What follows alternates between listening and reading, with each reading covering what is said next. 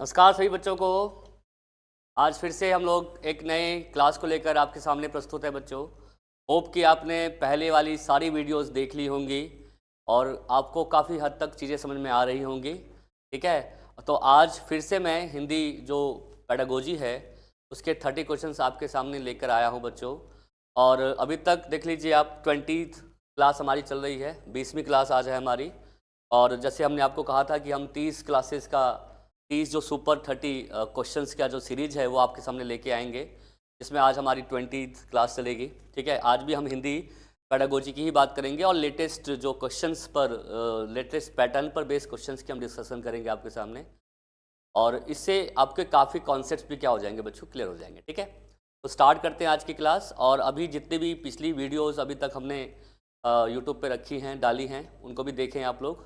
और कोई ऐसी क्वेरीज है या कोई ऐसा क्वेश्चन आपको पूछना है तो आप वहाँ पर कमेंट बॉक्स में कमेंट कर सकते हैं। ठीक है, और आगे भी हम कोशिश करेंगे कि और बेहतर तरीके से क्वेश्चंस को आपके सामने रखें, सो दैट कि आप अच्छे तरीके से और समझ पाओ। ठीक है, स्टार्ट करते हैं बच्चों आज की क्लास। हिंदी पेडागोजी के जो 30 क्वेश्चन आज हम फिर से डिस्कस करने वाले हैं। ठीक है, तो आते हैं फर्स्ट क्वेश्चन पे। क्वेश्चन ये कह रहा है कि एक अध्यापिका कक्षा 2 के विद्यार्थियों को हाव भाव व मुद्राओं के माध्यम से कहानी सुना रही है। मतलब कि हाव भाव देते हुए, जिसको हम TPR कह सकते हैं, टोटल फिजिकल रिस्पॉन्स के माध्यम से पढ़ा रही है। ठीक है, तो बाद में वह विद्यार्थियों को उसी कहानी को अपनी मातृभाषा में सुनाने के लिए कहती है। यानी कि पहले वो अपने हाव भाव देती है, मतलब हाव भाव से सिखाती है, और फिर कहती है कि आप अपनी भाषा में उसको सुनाओ, है ना। यानी कि बेसिकली जो कहानी बच्चा सुनेगा और सुनकर उसको दोबारा से क्या करेगा, उसके बारे में अपनी मातृभाषा में उसको क्या करेगा, बताने की कोशिश करेगा। तो इससे वो किस प्रकार के कौन सी क्षमता का विकास या आंकलन करना चाहती है, वो ये देख पा रही है कि बच्चा कितना अच्छा सुन पा रहा है। जितना अच्छा वो सुनेगा उतना अच्छा ही उसको क्या कर पाएगा, वो प्रस्तुत कर पाएगा, अभिव्यक्त कर पाएगा। तो इस क्वेश्चन में आंसर होना चाहिए उसका कौन सा कौशल, वह श्रवण कौशल का विकास करना चाह रही है, क्योंकि वो कहानी को कितना अच्छा बच्चे सुनते हैं और कितना अच्छा वो सुनाते हैं। ठीक है, तो श्रवण कौशल का विकास होता है। और देखो, जहां पर श्रवण कौशल का विकास होता है, याद रखना, वहां पर हम बच्चों के अंदर, याद रखना, मौखिक कौशल का विकास भी साथ में हम करते रहते हैं। तो इससे बच्चों में क्या हो रहा है, मौखिक कौशल का विकास। जहां पर सुनने संबंधी कार्य होगा, ये याद रखना, वहां पर मौखिक यानी कि बोलने संबंधी कार्य भी साथ में चलता है। बट यहां पर क्योंकि मौखिक नहीं है, तो बेसिकली वो चाह रही है कि बच्चे में श्रवण शक्ति का क्या हो, विकास हो पाए। ठीक है, तो इसका आंसर क्या होना चाहिए बच्चों, हमारा फर्स्ट क्वेश्चन का आंसर थर्ड होना चाहिए। ठीक है, नेक्स्ट देखते हैं। एक अध्यापिका अपने विद्यार्थियों को प्रोत्साहित करती है कि वे चित्र मतलब होता है, जो चित्र होते हैं, पिक्चर्स होती है, शीर्षक जो होता है, और उपशीर्षक, टाइटल, और जो होता है सब टाइटल्स होते हैं, संकेतों के आधार पर पाठ्य सामग्री के बारे में अनुमान लगाती है। मतलब कि शीर्षक के द्वारा पाठ्य सामग्री में क्या दिया हुआ है उसके बारे में अनुमान लगाती है। वो किस उपकौशल का अभ्यास करवा रही है। ऑब्वियसली बात है, जब शीर्षक या चित्र की बात की जाती है तो उसको देखकर उसके बारे में हम जानने की कोशिश करते हैं। तो ऑब्वियसली बात है कि इस वाले कौशल से बच्चा उसके बारे में बताएगा, अभिव्यक्त करेगा कि किस चित्र के बारे में है, किस शीर्षक के बारे में बात की जा रही है। तो ऑब्वियसली बात है, इससे बच्चे में हम वाचन कौशल का विकास कर सकते हैं। इसमें बच्चे की जो अभिव्यक्ति होती है वो प्रेजेंट होती है, क्योंकि बच्चा कोई भी चीज़ देखेगा, उसके बारे में क्या करेगा, अनुमान लगाएगा और फिर उसके बारे में बताएगा। ठीक है, तो इससे क्या है, बच्चों में वाचन कौशल का हम क्या कर सकते हैं, विकास कर सकते हैं। ठीक है, पिक्चर को देखते हैं, उसको समझते हैं, देन उसको हम बताने की क्या करते हैं, कोशिश करते हैं। तो ये आंसर क्या होगा यहाँ पर आपका। नेक्स्ट क्या है, बच्चे चित्र देखना पसंद करते हैं और फिर अपनी तरह से उसका वर्णन भी करते हैं। बिल्कुल सही है, बच्चे चित्र देखते हैं और फिर उसका क्या करते हैं, अपने शब्दों में वर्णन भी करते हैं। एक अध्यापक होने के नाते आप चित्रों का इस्तेमाल क्यों करते हो, मतलब एज अ पिक्चर जो हम यूज करते हैं वो क्यों यूज करते हैं। ये शिक्षार्थियों को संकलन रखते हैं, मतलब इंगेज रखते हैं। ये शिक्षार्थियों को इसी तरह से चित्र बनाने के लिए प्रोत्साहित करते हैं कि बनाते रहें बच्चे। ये शिक्षार्थी को चित्र समझने और उसका विश्लेषण, ये क्यों दिया जाता है, वो चित्र को समझें और उसका क्या करें बच्चा, विश्लेषण करें, यानी कि उसको क्या करें बच्चा, एनालाइज करें कि वो चित्र किस चीज़ के बारे में है, क्या कहा गया उसके अंदर, उसको एनालाइज करें। ये शिक्षार्थियों को विभिन्न रंगों वाली इसकी कोई बात ही नहीं। तो फर्स्ट गलत है, सॉरी फोर्थ गलत है, फर्स्ट गलत है, सेकंड गलत है। आंसर यहाँ पे क्या होगा बच्चों, कि वो चित्र के माध्यम से हम चित्र को समझाने और उसको विश्लेषण करने की जो क्षमता का विकास बच्चों में करना चाहते हैं, इसलिए इसका आंसर क्या होना चाहिए, तो आपका थर्ड होना चाहिए। ठीक है, नेक्स्ट देखते हैं। एक बालक अपने आसपास के परिवेश में अंग्रेजी भाषा सुनता है, बिल्कुल ठीक है, अच्छी बात है। और वह अक्सर इस भाषा का शब्द अपनी प्रथम भाषा जो उसकी मातृभाषा जो होगी उसमें इस्तेमाल करता है। ठीक है, तो यह स्थिति क्या कहलाती है? देखो, जब आप दो भाषाओं को जोड़कर कोई भाषा बनाते हो, कभी भी कोई दो भाषा को जोड़कर कोई तीसरी भाषा बनाई जाती है, या भाषा को जोड़कर हम कोई एक नया एक वाक्य बनाते हैं। जैसे मैं बोलता हूँ कि राम इज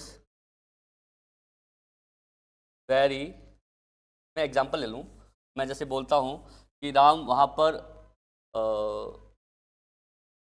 ट्रेन आने से पहले वो वहाँ से जा चुका था, है ना। ट्रेन आने से पहले ही जस्ट लेफ्ट, यानी कि उसने पहले हिंदी वर्ड यूज किया फिर इंग्लिश वर्ड यूज किया, दो लैंग्वेज का एक क्या हो गया बच्चों, जोड़ हो गया। तो जब हम इंग्लिश और हिंदी साथ में यूज करके कोई चीज़ प्रेजेंट कर रहे हैं तो इसको कहा जाता है कोड मिक्सिंग। कोड मिक्सिंग का मतलब होता है, कोड मिक्सन बोलते हैं इसको। इसमें जब हम दो भाषाओं का यूज करके जब कोई वाक्य समझाते हैं, जैसे इंग्लिश और हिंदी, उसे हम कह सकते हैं कोड मिक्सिंग, है ना। और कोड स्विचिंग क्या होता है बच्चों? कोड मिक्सिंग में होता है दो भाषाएं होती है, जब एक से ज़्यादा भाषाओं को जोड़कर समझा रहे होते हैं, जैसे हिंदी है, इंग्लिश भी है और भी लैंग्वेज यूज कर रहे हैं, उसको कहा जाता है कोड स्विचिंग। ठीक है, बहुभाषा पता ही है, जहाँ पर बच्चे की अपनी भाषा का यूज करते हैं और बोली होता है हमारा, जो हमारी हर प्रांत की हर एक संस्कृति अपनी एक बोली होती है, तो वो कहते हैं। तो इसका आंसर क्या होना चाहिए बच्चों? आपका कोड मिक्सिंग। ठीक है, कोड मिक्सिंग इसका क्या होगा बच्चों? क्वेश्चन जो है इसका आंसर होगा। ठीक है, नेक्स्ट देखते हैं। कक्षा 1 में दीवारों पर चार्ट, ठीक है, दीवारों पर चार्ट लगाया गया है, पोस्टर्स लगाए गए हैं, सूचनाएं लगाई गई हैं, नामों की सूची लगाई हुई है, बच्चों के कार्य दर्शाए गए हैं। ये सभी शिक्षार्थियों को क्या प्रदान करती है?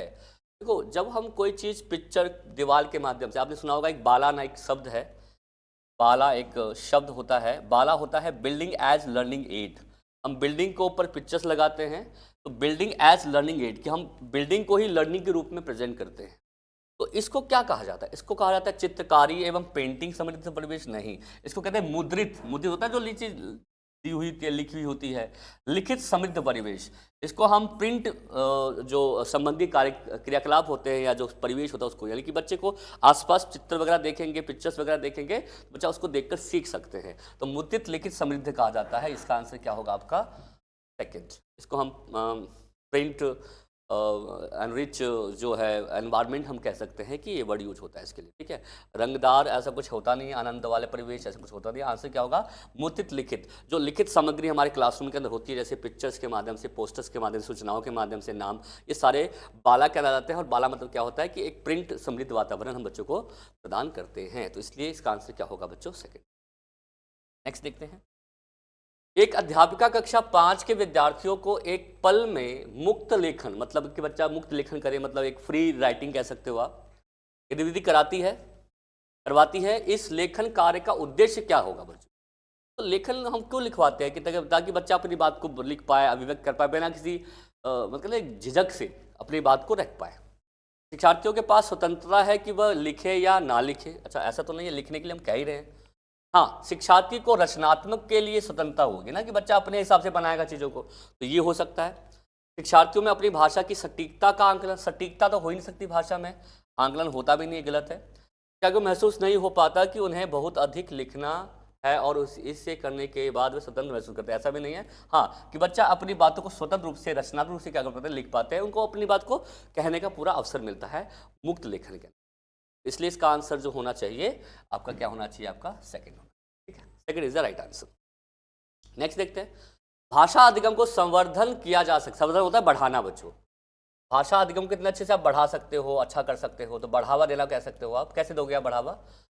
जब अध्यापक, पहले तो भाषा अधिगम क्या है आपको बताइए, कि हमने वीडियो में भी डिस्कस किया था कि कोई भी भाषा जब सीखी जाती है प्रैक्टिस के माध्यम से, अभ्यास के माध्यम से, कोई जो भाषा सीखी जाती है उसको हम भाषा अधिगम कहते हैं। और जो भाषा बच्चे अपने आप सीख लेते हैं उसको भाषा अर्जन कहा जाता है। ठीक है, तो ये एक तरह का क्या है? भाषा अधिगम है।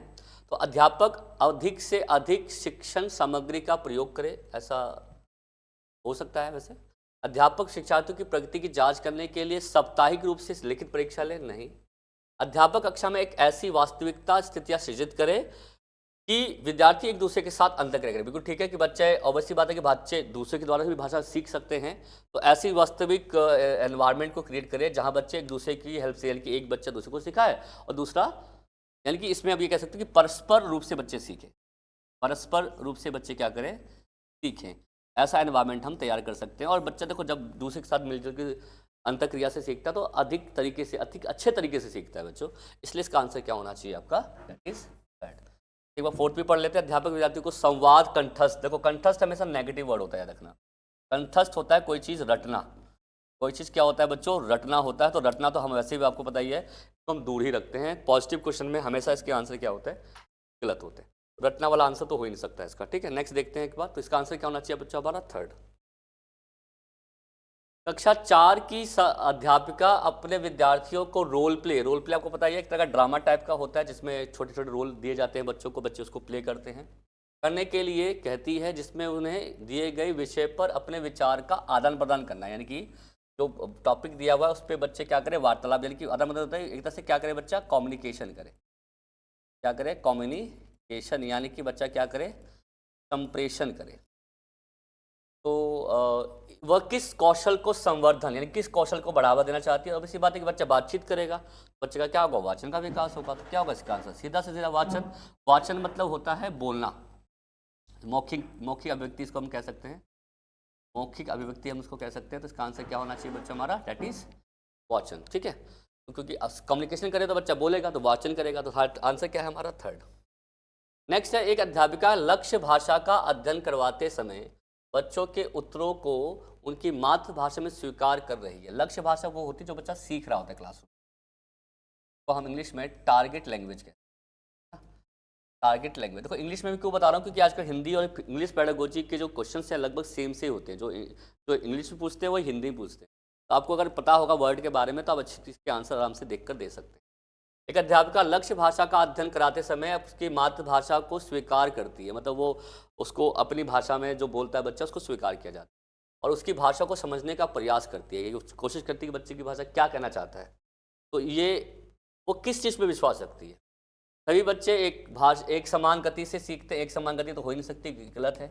इस प्रकार से वह अपनी कक्षा में बहुभाषिता सम्मुख कर रही है। देखो बहुभाषिता में यही होता है, तो बहुभाषिता का मतलब सबको ये लगता है कि एक से अधिक भाषा में सिखाया जाए, ऐसा नहीं है। देखो बहुभाषी का मतलब होता है कि बस सिखा हम बच्चे को लक्ष्य भाषा ही रहे हैं, सिखाना टारगेट लक्ष्य भाषा ही है, बट हम कोशिश करते हैं कि जो बच्चे की भाषा होती है उससे बच्चों को क्या करें, लिंक करते हुए, यानी कि हम क्या करें, बच्चों की जो अपनी भाषा है उसके साथ उसको क्या करें, जोड़ते हुए सिखाएं।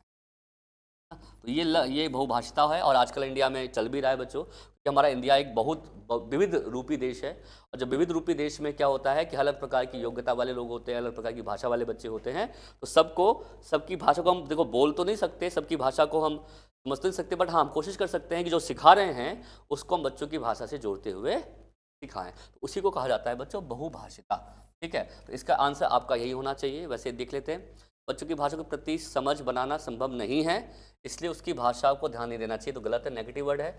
इस तरह से बच्चे कक्षा में शांत रहते, गलत है। आंसर क्या होगा इसका बच्चों, सेकंड। बहुभाषिता में क्या होता है कि हम बच्चों की भाषा को समझते हैं और लक्ष्य भाषा को जो उसकी अपनी भाषा है, अपनी जो मातृभाषा है या उसकी जो अपनी क्षेत्र की भाषा जो बच्चा बोलता है उसके साथ क्या करें, लिंक करें, ताकि बच्चा सीख पाए, ठीक है। चलिए, तो बेस्ट आंसर इसका क्या होना चाहिए बच्चों, सेकंड।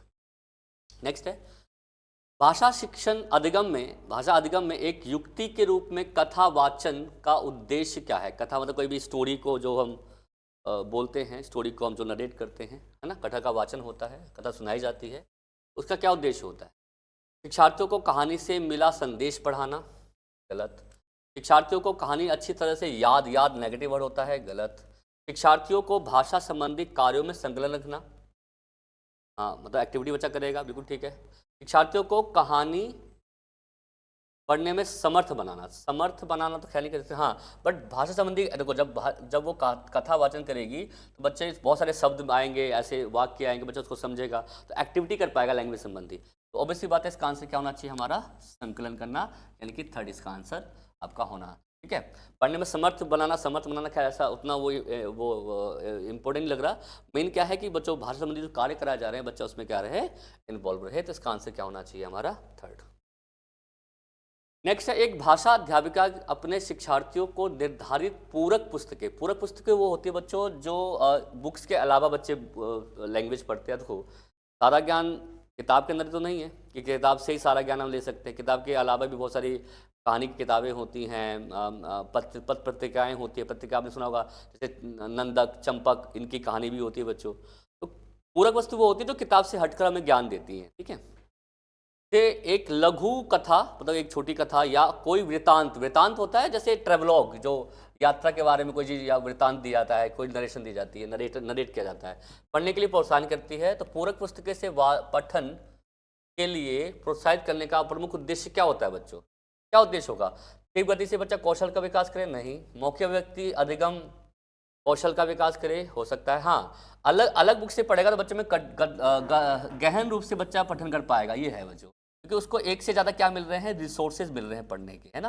तो उसकी जो पठन करने की क्षमता है और गहन होती जाएगी। इसलिए इसका आंसर क्या होगा बच्चों हमारा? थर्ड। अकादमिक तो होता है क्लासरूम के अंदर जो स्कूल में होता है, ये ऐसा नहीं है।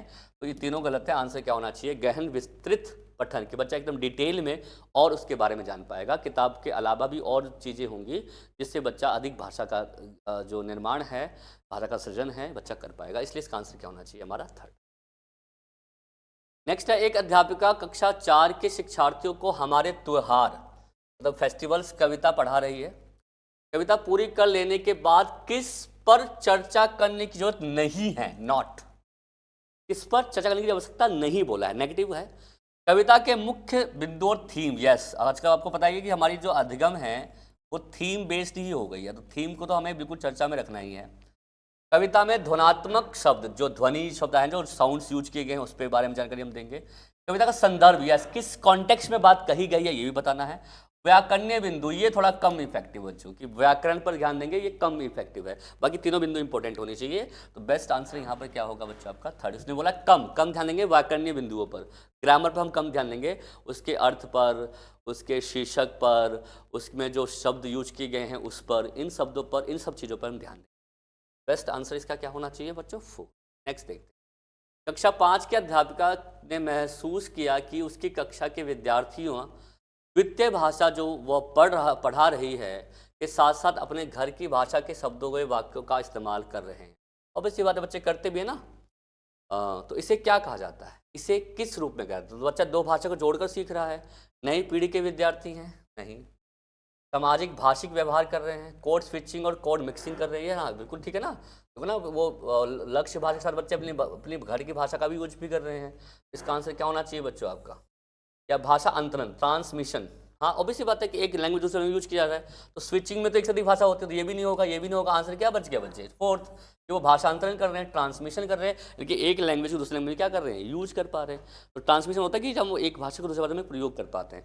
बेस्ट आंसर इसका क्या होना चाहिए बच्चों? फोर्थ, भाषा अंतरण। ठीक है, आगे है, एक अध्यापक ने स्टाफ कक्ष में कोविड-19 से संबंधित, आपको पता है ये वायरस आया था 2020 में, संबंधित पोस्टर देखा। उसने पोस्टर लगा हुआ था वहाँ पर, उसने इस पोस्टर का इस्तेमाल भाषा की एक गतिविधि के रूप में किया है। ये पोस्टर क्या कहलाएगा? मतलब भाषा के रूप में किया गया है। भाषा अधिगम के प्रति प्रमाणित सामग्री, ऑब्वियसली प्रमाणित सामग्री है, मतलब प्रमाणित होता है जो कि प्रूफ बेस्ड, ऑथेंटिक जो रिसोर्स होते हैं उसको कहा जाता है कि जो आपको सही जानकारी दे दे। ऑथेंटिक होती है जो वास्तविक चीज़ हो। भाषा की कक्षा में इस प्रकार की सामग्री अपेक्षा पाठ्य पुस्तक से पढ़ाने पर ध्यान देना। देखो पाठ्य पुस्तक में तो मिलेगा ही नहीं ना, कोविड के बारे में कहाँ जानकारी आई, तो ये तो नहीं। ये सामग्री कोविड-19 के रोगियों के लिए ना है, ना कि विद्यार्थियों के लिए, ऐसा भी नहीं है। भाषा की कक्षाओं के लिए प्रासंगिक सामग्री नहीं होती, ऐसा नहीं है, प्रासंगिक सामग्री होनी चाहिए। तो इसका आंसर मेरे ख्याल से पहला होना चाहिए कि आप उसको प्रमाणित सामग्री दे रहे हैं, यानी कि इसको बोलते हैं वास्तविक सामग्री। एक प्रमाणित या प्रमाणित जो प्रमाण दे रही हो, तो वास्तविक सामग्री के रूप में वो यूज किया जा रहा है। तो इसके लिए इसका आंसर क्या होगा बच्चों? हमारा फर्स्ट होगा। और जितनी प्रमाणित सामग्री बच्चे को देते ना, तो बच्चे का उतना ही प्रत्यक्ष रूप से सीखना या अधिगम जो बच्चे में डेवलप कर सकते हैं हम। इसका आंसर क्या होना चाहिए? हमारा फर्स्ट। नेक्स्ट है, कक्षा 2 की अध्यापिका शिक्षण अधिगम प्रक्रिया के दौरान अपने विद्यार्थियों का आंकलन करना चाहती है। ठीक है, बच्चों के सीखने के लिए आंकलन, इसको फॉर्मेटिव असेसमेंट कहते हैं। ये होता है फॉर्मेटिव असेसमेंट। आपको पता ही है 2 प्रकार के असेसमेंट हमारे होते हैं। ये फॉर्मेटिव असेसमेंट कहा जाता है इसको, हाँ, यानी कि ये तरह का क्या है, ये रचनात्मक आंकलन। और रचनात्मक आंकलन जो होता है उसका लक्ष्य हमेशा क्या होता है कि बच्चे को मिले फीडबैक, प्रतिपुष्टि मिले, और साथ में बच्चों की जो योग्यता है, एबिलिटी है, लर्निंग है, उसमें इम्प्रूव ला सके। और एक होता है असेसमेंट फॉर लर्निंग, शायद आपने सुना होगा असेसमेंट ऑफ लर्निंग, जो हमेशा एंड में होता है ना, सीखने के बाद में होता है, जैसे हमारे एकेडमिक एग्जाम्स है ना। तो असेसमेंट ऑफ लर्निंग जो होता है ये फॉर्म समेटिव असेसमेंट का पार्ट होता है, ठीक है। का मेन लक्ष्य क्या है, फाइनल जजमेंट करना, जज करना बच्चे की एबिलिटीज़, ठीक है। इसका मतलब क्या है, फीडबैक और इम्प्रूवमेंट देना, ठीक है। तो सत्र के अंत में तो हमेशा याद रखना समेटिव असेसमेंट होता है, तो ये होगा, ये गलत है। प्रत्येक सोमवार को नियमित यूनिट टेस्ट परीक्षा लेना, ऐसा भी नहीं है। बच्चे द्वारा की जा रही विभिन्न गतिविधियों का अवलोकन करना, यस, ये मेन लक्ष्य होता है कि हम ऑब्जर्व कर पाएँ कि बच्चे क्या कर रहे हैं। ऑब्जर्व करेंगे तभी तो हम उसको इम्प्रूव कर पाएंगे ना, गलती ढूंढ पाएंगे। और जहाँ पर याद रखना परफॉर्मेंस असेसमेंट होगा, वहाँ पर हम चीज़ों को डायग्नोसिस भी कर सकते हैं। डायग्नोसिस का मतलब क्या होता है कि प्रॉब्लम का क्या करते हैं, निदान, और साथ में क्या करते हैं, रिमेडियल भी देते हैं। रिमेडियल का मतलब क्या होता है कि उसका हम देते हैं उपचार। ये सब कब संभव है, जब कोई काम चल रहा हो। सीखने का अंकल मतलब क्या है, कोई काम क्या हो रहा है, चल रहा है। तो 10 आंसर इसका क्या होना चाहिए बच्चों, हमारा थर्ड। नेक्स्ट है, श्री रमन स्टेशन पर ट्रेन से के पहुंचने की प्रतीक्षा कर रहे हैं, ठीक है। उन्होंने एक पत्रिका ली, पत्रिका मैगजीन्स को कह सकते हैं हम लोग। उस पत्रिका में क्या कुछ रुचिकर है, यह जानने के लिए पत्रिका के पन्ने उल्टे पलटे हैं, मतलब कि उलट पलट रहे हैं। ये किस प्रकार का पठन है, बस केवल पलटते जा रहे हैं, तो उसको कहते हैं सरसरी तौर पर पढ़ना। एक होता है बारीकी तौर पर, बारीकी होता है, इसको इंग्लिश में कहते हैं इंटेंसिव रीडिंग। इंटेंसिव क्या बोलते हैं, जो एकदम गहन रूप से हम पढ़ते हैं। और बारीकी सरसरी तौर होता है, इसको बोलते हैं एक्सटेंसिव रीडिंग, बस खाली हम क्या कर रहे हैं, एंजॉय के लिए पढ़ रहे हैं। कि रुचि का, जब हम रुचि की बात करते हैं तो हम एक्सटेंसिव रीडिंग करते हैं। यहाँ पे हमारा मतलब बेसिकली क्या होता है, आनंद लेने के लिए पढ़ना, एंजॉयमेंट के लिए पढ़ना। और यहाँ पर क्या होता है, समझने के लिए पढ़ना। तो बस ये बात है, विस्तृत पठन कुछ होता नहीं, गहन पठन नहीं कह सकते। आंसर क्या लिखोगे, सरसरी रूप से पढ़ना, है ना। एक्सटेंसिव रीडिंग होती है, जहाँ बच्चा केवल आनंद लेने के लिए पढ़ते हैं, तो वही पन्ना देख रहे हैं जो कि रुचिकर होगा, इंटरेस्टिंग होगा, तो उसी को पढ़ते हैं। तो इसका मतलब ये है कि इसको बोलते हैं सरसरी तौर पर पढ़ना, एक्सटेंसिवली रीडिंग बोलते हैं इसको बच्चों। इसका आंसर क्या होना चाहिए, ए। नेक्स्ट है, एक भाषा अध्यापक एक अनुच्छेद को पढ़ते समय उसके प्रत्येक शब्द को सही उच्चारण, एक शब्द पहले एक पैराग्राफ पढ़ते हैं, उसका उच्चारण करते हैं। बलाघात जैसे तान अनु तान किस पर जोर दिया जा रहा है, विराम के साथ पढ़ते हैं, पॉज के साथ पढ़ते हैं। फिर वो उनका अनुवाद करते हैं, उनको मतलब उसको ट्रांसलेट करते हैं। कठिन शब्दों का अर्थ बताते हैं कि क्या मीन कठिन मतलब। तो पठन की यह प्रक्रिया अधिकांश विद्यार्थियों को किस तरह से सहायता करेगी। बच्चा जब ऑब्वियसली बात है, वो पढ़ रहे हैं, हर वर्ड का मतलब बता रहे हैं, उसका एक्सेंट बता रहे हैं, उसमें स्ट्रेस किस पर दिया गया उसको बता रहे हैं, हर एक चीज़ को बता रहे हैं। बच्चा इसको क्या कर रहा है, और साथ में अर्थ भी बता रहे हैं, तो बच्चा अर्थ को सुनेगा, है ना, सुनेगा, सुन के समझेगा। तो ऑब्वियसली बात है कि क्या कर रहे हो, पाठ सामग्री का डिकोड करवा। डिकोड होता है, देखो, एक होता है इनकोड, एक होता है डिकोड। डिकोड होता है कि ध्यान से सुनना, सुनकर समझना, है ना। तो बच्चे इसको सुनेंगे और रिकॉर्ड करेंगे इन्फॉर्मेशन को, ताकि वो आगे जाके समझ पाएँ। तो आंसर इसका क्या होना चाहिए बच्चों का, फर्स्ट। बोध के लिए साथ पढ़ना ऐसा कुछ नहीं है। पठन की कला में जिज्ञासा विकसित करना ऐसा भी नहीं है। भाषा अधिगम के प्रति सुधार करना भी नहीं। तो आंसर यहाँ पे क्या होगा बच्चों, डिकॉर्ड। डिकॉर्ड होता है सुनकर बच्चा उस चीज़ के बारे में जान पाए और आगे उसको पढ़ने की जो एक अच्छी एक हैबिट है, और बच्चा सही तरीके से सही अर्थ के साथ बच्चा पढ़ पाए, है ना। तो ये इसका आंसर है बच्चों। वो ऐसा ही कर रही है, उसको पता लग रहा है कि कैसे वर्ड को पढ़ना है, कैसे वर्ड पर जोर देना है, इसके विकास। 70 का आंसर होना चाहिए 1। भाषा का वह गुण जिसमें शब्द किसी वस्तु, घटना या विचारों के लिए प्रयुक्त किया जाता है, उसे क्या कहते हैं। भाषा का वह गुण जिसमें शब्द किसी वस्तु के लिए, घटना के लिए और विचारों के लिए किया जाता है, तो उसे क्या कहते हैं। उत्पादन तो प्रोडक्शन होता है, नहीं होगा। विस्थापन चेंज करना होता है, नहीं होगा। अर्थ तत्व, यस, कि हम उसका क्या कर रहे हैं, स्थान का, घटना का, विचारों का मीनिंग बता रहे हैं। तो यहाँ पर क्या होगा, मीनिंग बनाना। आंसर यहाँ पे होना चाहिए वाक्य विन्यास, तो सेंटेंस बनाना होता है, ये भी नहीं होगा। आंसर क्या होगा बच्चों यहाँ पर, दैट इज अर्थ तत्व। उसका हम मीनिंग समझाने की क्या कर रहे हैं यहाँ पर कोशिश। नेक्स्ट है, भाषा की कक्षा में विद्यार्थियों को कुछ लिखने के लिए सहायता के रूप में शब्दों की रूपरेखा या कुछ चित्र दिए गए हैं, मतलब कुछ शब्द की रूपरेखा दी हुई है, कुछ चित्र दिए हुए हैं। लेखन के इस तरीके को क्या कहा जाता है। कुछ ऑब्वियसली बात है, नियंत्रित लेखन, निर्देशित लेखन कह सकते हैं कि वो एक तरह से इंस्ट्रक्शन दे रही है कैसे काम करना है, ये हो सकता है। नियंत्रित लेखन तो नहीं है, मुक्त लेखन भी नहीं है, प्रभावशील लेखन भी नहीं है, तो आंसर क्या हुआ? निर्देशित। कुछ निर्देश दे रही ना, रूपरेखा दिया, इससे उसको क्या मिला? एक इंस्ट्रक्शन मिला कि काम को कैसे करना है, इंस्ट्रक्शन मिला है, हेल्प मिली है, तो इसको हम क्या बोल सकते हैं? निर्देशित। निर्देश देने के लिए हम उस शब्द का यूज कर रही है। भाषा अध्यापक के निष्पादन में, भाषा अध्यापक के निष्पादन में सुधार लाने के लिए कौन सा सबसे कम महत्वपूर्ण? तो भाषा के अध्यापन में जो है अध्यापक जो है उसमें अपने भाषा में सुधार लाने के लिए क्या कर सकता है? स्वमूल्यांकन करना चाहिए, बिल्कुल ठीक है।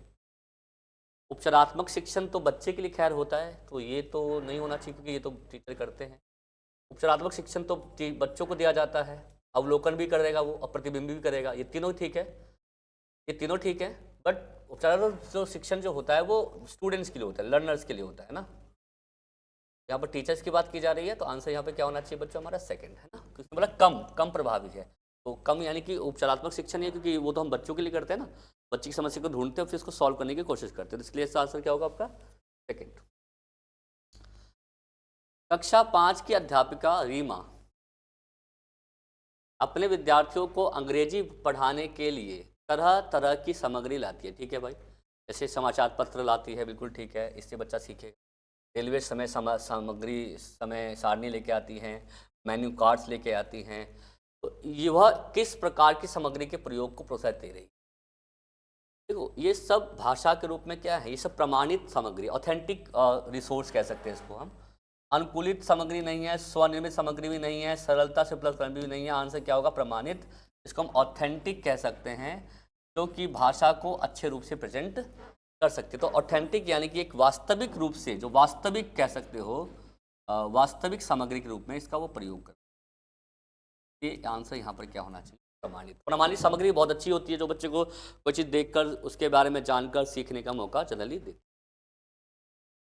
भाषा कौशलों के मूल्यांकन के लिए एक अच्छा परीक्षक वह है जिसके विश्वसनीयता की जांच हो। विश्वसनीयता मतलब होता है कि जो हमने बच्चों में डेवलप करने की कोशिश करना चाह रहे हैं वो डेवलप हो रही है कि नहीं। वैलिडिटी मतलब होता है कि हम जो चीज़ डेवलप करना चाह रहे हैं, जो चीज़ मापना चाह रहे हैं, वो हो रही है कि नहीं। इस हो सके इसका तात्पर्य क्या है? ये परीक्षण मूल्यांकन के उद्देश्यों को कितनी तरह पूरी अच्छी तरह से संबोधित कर पाते हैं। ओके, शिक्षार्थी इन परीक्षणों में कितना अच्छा प्रदर्शन कर पा रहे हैं। परीक्षणों से एक समान परिणाम सामने आना चाहिए, एक समान तो नहीं हो सकता, और प्रत्याशा भी नहीं हो सकता, दो बज गए। तो मेन क्या होता है विश्वसनीयता का, कि जो उद्देश्य बनाए थे हमने मूल्यांकन के, उसको कितनी अच्छी तरीके से हम पूरा कर पा रहे हैं। तो जब विश्वसनीयता की बात होती है तो मेन हमारा पर्पस क्या होता है? उद्देश्य की प्राप्ति। तो आंसर यहाँ पे क्या होगा बच्चों? हमारा फर्स्ट। ठीक है, याद रखना। एक अध्यापिका कक्षा कथावाचन के दौरान हाव भाव एवं भंगिमाओं का प्रयोग करती है। वही हाव भाव जो हमारी जो फिजिकल एक्टिविटी होती है वो, और अपने विद्यार्थियों को भी ऐसा करने के लिए प्रोत्साहित करती है कि बच्चे भी साथ साथ में करें। तो इसको टीपीआर कहा जाता है, आपको पता ही है। टीपीआर होता है टोटल फिजिकल रिस्पॉन्स, हमने पहले बात की इसकी, टोटल फिजिकल रिस्पॉन्स कहा जाता है इसको, है ना। तो बच्चे भी साथ साथ में करते हैं, जैसे टीचर करे बच्चे भी वैसे करते हैं। तो वो क्या कर रही है? शब्द संबंधी एक्टिविटी करा रही है। इस संबंधी एक्टिविटी नहीं, गत्यात्मक, इसको कौन सी शैली कहते हैं? गत्यात्मक। गत्य तो क्या होता है? मूवमेंट, बॉडी के मूवमेंट्स करना सिखा रही है। तो इसका आंसर क्या होना चाहिए बच्चों? हमारा थर्ड। कलात्मक कोई वर्ड होता नहीं है यहाँ पर, आंसर क्या होगा बच्चों? सी। सीधा आंसर इसका बच्चों। नेक्स्ट है, भारत में भाषाओं के संदर्भ में कौन सा कथन सही है? भारत की राष्ट्रीय भाषा हिंदी है। गलत, हमारी कोई भी राष्ट्रीय भाषा नहीं है। 1953 में बनाया गया था, लेकिन बाद में उसको भी हटा दिया गया। भारत की कार्यालयीय भाषा हिंदी है, बिल्कुल ठीक है। कई जगह की कार्यालय की भाषा जो हमारे ऑफिशियल लैंग्वेज हिंदी मानी गई है। भारत की कार्यालयीय भाषा अंग्रेजी है, ऐसा भी नहीं है। अंग्रेजी भाषा हमारी कार्यालय वाली है ही नहीं। और भारत की सह कार्यालय मतलब जो एक एसोसिएटिव बोलते हैं, एसोसिएटिव रूप से यूज करते हैं, तो बोलते हैं एसोसिएटिव लैंग्वेज। और एसोसिएटिव लैंग्वेज जो है वो हमारी इंग्लिश है, ये बिल्कुल सही है कि भाषा का जब एक्ट बना था उसको इंग्लिश में एज एसोसिएटिव लैंग्वेज बनाया गया था। सिर्फ सेकंड और फोर्थ होना चाहिए। कहाँ दिया हुआ है सेकंड एंड फोर्थ? तेरह, थर्ड इज रहेगा। ठीक है, तो ये सब आपको पढ़ना पड़ेगा बच्चों, ये सब इस पे क्वेश्चन एग्जाम में आते हैं। नेक्स्ट है, एक से अधिक भाषा का ज्ञान, जब आपके पास एक से अधिक भाषा का ज्ञान होता है तो क्या होता है, भाषा की कक्षा में अध्यापक के लिए बोझ बन जाता है। बोझ तो खैर नहीं होता है वैसा कुछ। शिक्षार्थियों को नई भाषा सिखाने संबंधी भ्रम पैदा करती है। भ्रम भी नेगेटिव वर्ड होता है, गलत। नई भाषा सीखने और पढ़ाने के लिए बहुत ही सहायक है। बिल्कुल सही है कि जब एक से अधिक भाषा यूज करते हैं नई भाषा सीख सकते हैं। नई भाषा के अधिगम में व्याधान, व्याधान होता है रुकावट, रुकावट खैर ऐसा कुछ होता नहीं है। तो आंसर यहाँ पे क्या होना चाहिए, सीधा सा आंसर यहाँ पे क्या होगा बच्चों, थर्ड। कुछ क्वेश्चन तो आंसर आप डायरेक्ट देख कर भी बता दोगे, इतने ईजी होते हैं बच्चों, बट कुछ को आपको सोचना समझना पड़ेगा। ठीक है, नेक्स्ट देखते हैं। निम्नलिखित में से कौन सा आयाम विकास के आयाम की श्रेणी में नहीं आता, कौन सा आयाम विकास की श्रेणी में नहीं आता। ठीक है भाई, गत्यात्मक आता है, बिल्कुल गत्यात्मक तो मोटर स्किल्स बिल्कुल आती है। 3 श्रेणियां होती हैं बच्चों, आपने सुना होगा PCSE, physical, cognitive, social, emotional. तो संवेदी भी आती है, गत्यात्मक भी आता है, संज्ञानात्मक भी आता है। अब तार्किक तो संज्ञान का ही पार्ट है, ये तो ना आएगा बच्चे। कॉग्निटिव भी आ रहा है, इमोशनल आ रहा है, फिजिकल आ रहा है, सारे आ रहे हैं, बट तार्किक थोड़ा ना आएगा। तार्किक is a part of cognition, जो तर्क है वो संज्ञान का एक पार्ट है, तो ये थोड़ा ना आएगा। तो आंसर यहाँ पे क्या होना चाहिए, फोर्थ। उसने पूछा कौन सा नहीं है, तो यही नहीं है, तार्किकता नहीं आएगा, क्योंकि तार्किकता जो है संज्ञान का एक पार्ट होता है। ठीक है, सतत एवं व्यापक मूल्यांकन, सतत मूल्यांकन के अंतर्गत विद्यार्थियों के व्यवहार और कौशलों के अवलोकन हेतु क्या तैयार करना चाहिए, जिससे कि विकास के मुख्य आयामों की प्रगति पर दृष्टि रखी जा पाए। तो हमें क्या करना चाहिए, अगर हम बच्चे का सतत आंकलन कर रहे हैं तो हमें किस चीज़ की तैयारी करनी चाहिए, रिपोर्ट तो खैर तैयार करते नहीं है, लेखा जोखा, चेकलिस्ट हो सकता है बच्चों। देखो चेकलिस्ट में हमें बताना है भाई बच्चे ने ये चीज़, हमने चेकलिस्ट कर बना दिया भाई, 1 2 3 4 5 बहुत सारे करेक्टर्स लिख लिए, फिर देखा भाई ये हुआ, हाँ हुआ, ये हुआ, नहीं हुआ, ये हो गया। तो हमें पता लगेगा भाई कौन कौन सी एबिलिटी हमने डेवलप कर ली है, कौन सी बच्चे ने अचीव कर ली है, कौन सी चीज़ बच्चे ने नहीं करी है। ठीक है, तो इसके द्वारा हम पूरा का पूरा तैयारी कर सकते हैं और उसकी प्रगति का क्या कर सकते हैं, एकदम से हम उसको ऑब्जर्व कर सकते हैं। किसके द्वारा, चेकलिस्ट के द्वारा। याद रखना बच्चों, चेकलिस्ट से पता लगेगा भाई कौन सी योग्यता डेवलप हो पाई है, कौन सी योग्यता डेवलप नहीं हो पाई है। तो इसका आंसर क्या होना चाहिए बच्चों, 27 का आपका थर्ड। नेक्स्ट देखते हैं, संप्रेषण कौशल और बोध संबंधी क्षमताओं को प्रभावित करने वाला भाषा विकार, मतलब संप्रेषण संबंधी विकार पूछ रहा है बच्चों, जिसका संबंध कम्युनिकेशन से है, भाषा से है। तो कम्युनिकेशन से यानी कि संप्रेषण से संबंधित कौन सी होती है, डिस्फेजिया ही होनी चाहिए बच्चों, डिस्फेजिया ही होता है बच्चों। इसको अफेजिया भी कह सकते हैं, डिस्फेजिया भी बोल सकते हैं। अफेजिया ही आंसर है, ए ही आंसर है इसका, अफेजिया या डिस्फेजिया होता है जिसमें बच्चा लैंग्वेज कम्युनिकेशन नहीं कर पाता और बच्चा अपनी बात को अभिव्यक्ति यानी कि एक्सप्रेस भी नहीं कर पाता। अर्थिया तो मोटर स्किल से हो सकता है, ये नहीं होगा। डिस्प्रेक्सिया होता है मोटर स्किल से, ये भी नहीं होगा। डिस्टोपिया कुछ होता नहीं। आंसर क्या है आपका, डिस्फेजिया, ए आंसर है, dysphagia is the right answer. Next है, भाषा के शिक्षण अधिगम की प्रक्रिया में पाठ्य पुस्तक क्या है। पाठ्य पुस्तक क्या है, ये हम पहले भी चर्चा कर चुके हैं। पाठ्य पुस्तक मात्र एक साधन है, एक मात्र साधन है, ऐसा तो नहीं है कि वही है, कई साधनों में से एक साधन है। ये कह सकते हो कि बहुत सारे रिसोर्सेज होते हैं, तो भाषा तो हम और अलग तरीके से भी सीख सकते हैं, पिक्चर्स के माध्यम से, एक्टिविटी के माध्यम से, है ना। बट किताब एक रिसोर्स है जिसके द्वारा भाषा सीखी जा सकती है। बट बुक्स के अलावा, किताब के अलावा भी बहुत जगह से हम भाषा सीख सकते हैं। मूल्यांकन के लिए एक उपकरण है नहीं, एक आंकलन है नहीं। आंसर क्या होगा इसका, सेकंड, कई साधनों में से एक साधन है। बहुत सारे साधन है भाषा के, उसमें से एक साधन क्या है हमारी। लास्ट क्वेश्चन है बच्चों, 30 क्वेश्चंस। भाषा की कक्षा में रीलिया, रीलिया होता है वास्तविक वस्तुएं। जब हम कोई वास्तविक चीज क्लास में लेके आते हैं, वास्तविक जो मतलब लाइक वास्तविक जो चीजें होती हैं, वस्तुएं होती हैं, जब हम क्लास में लेके आते हैं उन्हें कहते हैं रीलिया। संक्षिप्त रूप में क्या तात्पर्य, संप्रेषण के लिए वास्तविक जीवन की स्थिति को प्रयोग करना। वास्तविक जीवन की स्थिति होना होती है, गलत। शिक्षण सामग्री के रूप में वास्तविक वस्तुएं, लिखा ना है वस्तुएं का प्रयोग हो। वैसी बात है, वस्तुएं जितनी, जैसे मान लो कि मैं आपको किसी एनिमल्स के बारे में पढ़ा रहा हूँ और मैं आपको एनिमल्स दिखा कर पढ़ाऊंगा तो आपको ज़्यादा समझ में आएगा, हाँ भाई इसके बारे में बात की जा रही है। तो रियली होता है रियल ऑब्जेक्ट्स, और इससे क्या होता है कि बच्चे और वास्तविक ज्ञान ले पाते हैं। तो ये इसलिए बहुत अच्छा है, इंपॉर्टेंट होता है, अच्छा होता है। यथार्थवादी दृष्टिकोण होता है, नहीं। बच्चों में अधिगम का वास्तविक स्तर होता है, ये भी नहीं होगा। आंसर क्या होगा, सेकंड।